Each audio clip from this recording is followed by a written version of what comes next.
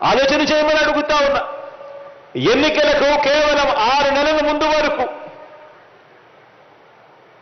గత ప్రభుత్వ హయాంలో కిడ్నీ పేషెంట్ల కింద డయాలసిస్ చేసుకుంటా ఉన్న వాళ్ళు, పెన్షన్లు పొందుతా ఉన్న వాళ్ళు కేవలం 3076 మంది. అది కూడా వారి మీద ఖర్చు చేస్తా ఉన్నది అప్పట్లో కేవలం నెలకు 76 లక్షల రూపాయలు.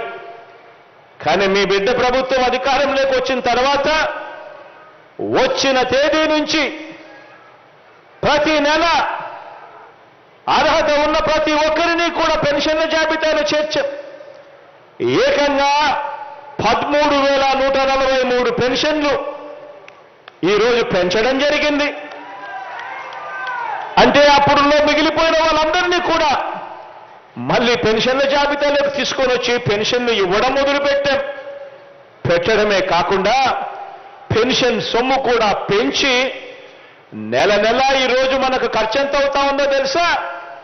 కేవలం ఈ 13,143 మందికి ఇచ్చే పెన్షన్ సొమ్మే నెలకు 12,54,00,000 రూపాయలు నెలకు ఖర్చు చేస్తా ఉన్నాం.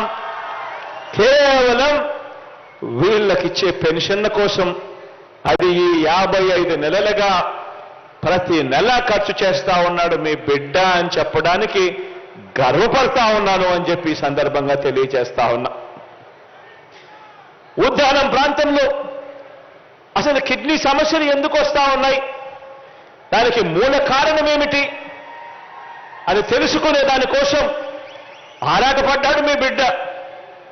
అది తెలుసుకునే దానికోసం కేంద్ర ప్రభుత్వ సంస్థ ఐసీఎంఆర్తో పాటు జార్జ్ ఇన్స్టిట్యూట్ ఆఫ్ గ్లోబల్ హెల్త్తో కలిసి, ఇంటర్నేషనల్ ఇన్స్టిట్యూట్ ఇది, వీటితో కలిసి రాష్ట్ర ప్రభుత్వం సమగ్రంగా అధ్యయనం మొదలుపెట్టింది.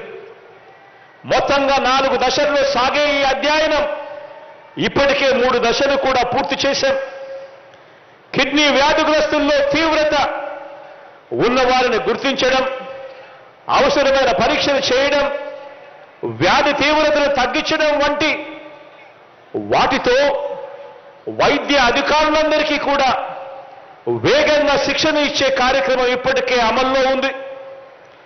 ఈ ప్రాంతంలో కిడ్నీ వ్యాధుల తీవ్రతను తగ్గించడం కోసం ప్రపంచంలోనే అత్యుత్తమ పేరు పొందిన హార్వర్డ్ మెడికల్ స్కూల్తో పాటు నార్త్ కెరోలినా యూనివర్సిటీని కూడా మనందరి ప్రభుత్వం మనతో పాటు కలిసి పనిచేసేట్టుగా ఎంఓయూ కూడా చేసుకుంటా ఉంది అని చెప్పి చెప్పడానికి కూడా గర్వపడతా ఉన్నాను.